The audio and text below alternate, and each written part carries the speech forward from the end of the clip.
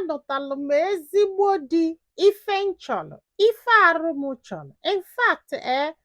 anụtalụ the best man on earth. Like, I am the happiest woman on earth. Mana this guy na-anụ m,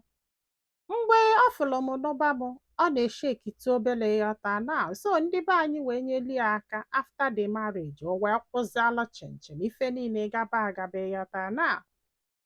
ọ sị bụ nne na di efosiala ya n'anya. In fact, na ya so na the proudest woman enwere na Lagos then. Na ya dị very happy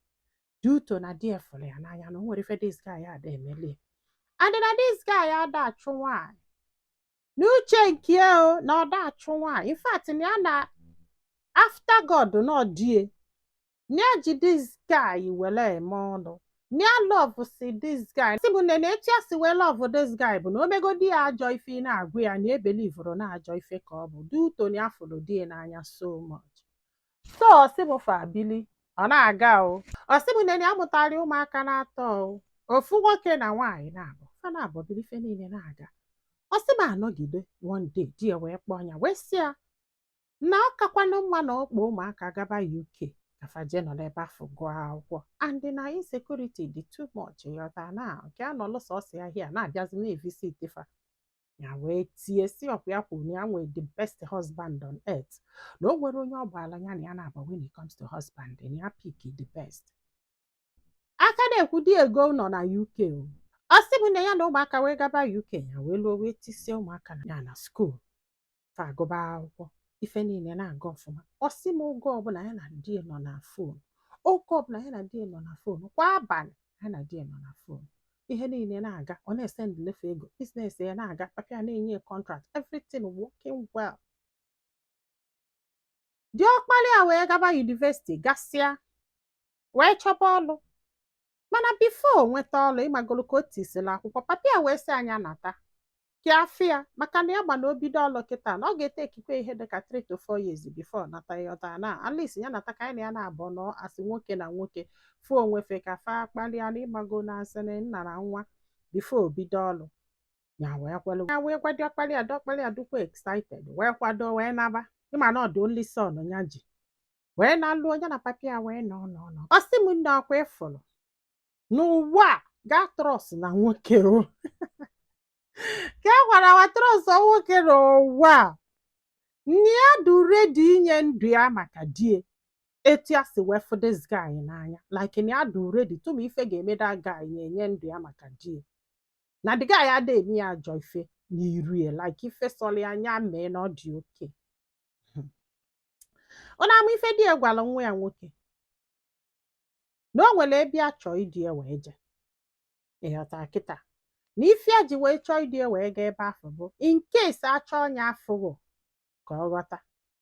Mana ọ ga-ekwu ya nkwa na ife enye na-achọ ije gosi ya na ọ gba ngwa mami ya. Ọ sị nwa ya nwoke wee kwalụ. Papa ya wee duru ya wee gaba. Unu ama ebe ọ dị ya wee bata be one lady.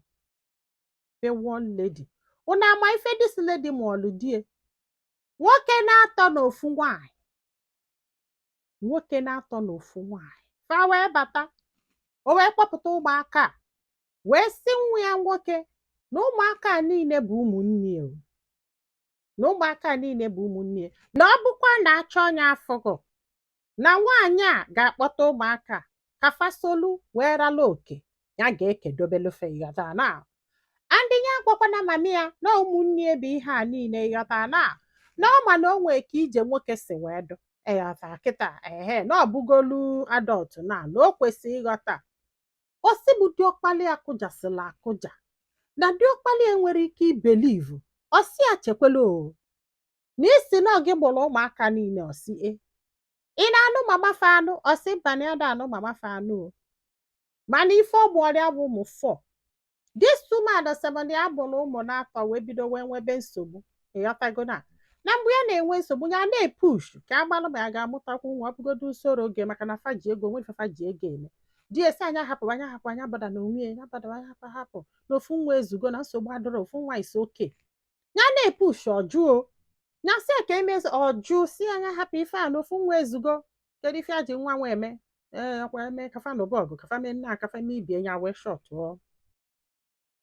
nke afọ down wee yọba nwa ya nwoke yọsa anya sị anya agwana ya ọ marọ na ọ traumatizela nwa regardless na adult ka ọ bụ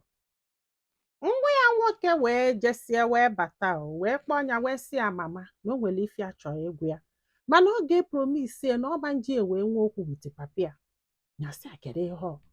ọ sị ya na ọ ga-emegodo promise ya sị ka amara ife bifo ya eme promise ọ sị ya mba na ọ ga-eme promise bifo ya wee gwu ya na ọ bụrụ na ya gwara ya na ya nwere ike ịlalụ ụla maka na nwa nata aghasasị aghasa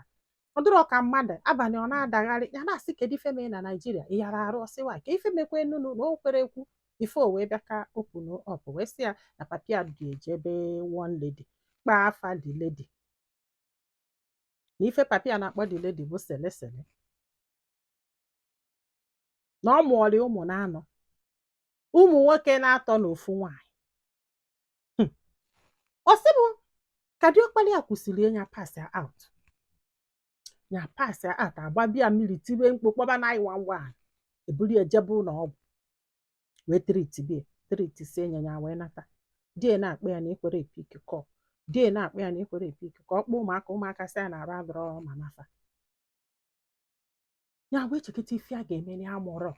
echekịta ife a ga-eme dis man na ya mụrọ tebụl ya anọgide datụba nwa ya nwoke ghọta kịta nwa ya nwoke na-ekwu wee sị ọ bụrụ na ọ chọọ ka fa na-abụ gbaa flight na Naija ka ha fajefu the girl ọ sị bụ nne ya wee kwelụsị na ya ga-eji anya wee fuo ya na-adị ọkpali ya wee gbaa flight wee nata Naija wee jebe na nke nwaanyị a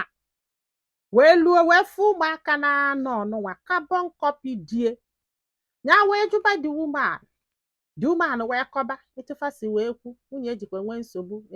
ya amụzina ya nọ ka mụsigo ya mụọla ya nwa wee si that na ọnya na-ete ekike arọ for ụmụaka for that long ya na azụfa na agwa ya na akata everything about this kids without agwara nyawa ya wee fụsịa the woman wee sị anyị agwakwana di na fasi obodo oyibo wee bịa for ha ịghọtago na ya ga-eji aka wee gwa di emelie surprise gwasị anya ya na nwa ya wee gbakwa flight na fa narụlụ ụlọ jefo dio na fa nọsị na hotel chiga azụ na fa fụrụ dio ọsị m nne alagbu ya isi gbaka anya ya mụrụ ife a ga-eme ya buo ife asị mba ọsị bụ na ofu nwoke ka ya mụta yes na ya ma na ọbụgodo na di ya chọrọ na ọ ka na-egwu ya na mgbe ya na-epushu ka emesoro gị ka eme nna ka eme ibi ọjọọ ya mụrụ na onwego nwaanyị ọzọ dobere sị na ya nọrọ ya nọ ife dị gel gwara ya ife nọ na ya mụrụ nọ ife fa gwara ya ka ya nọ na ya so ka a chesizi nata wee confirm wee sechie ụmụaka pikchọ see jụsịa the woman ajụjụ mesie the woman interview etu ya na di esi wee bido maka na fa ga-eje na fa gokusielu ife dat na the woman ama resist na ife fa gotere echekwe na ya na-atagi wee mepee ọnụ wee kọbalị ya everything wee kọsịalị ya wee chịkọlọfa niile wee na ya wee nalute wee kpọọ nwanne ya nwoke nke nọ na Naija wee kọbalị ya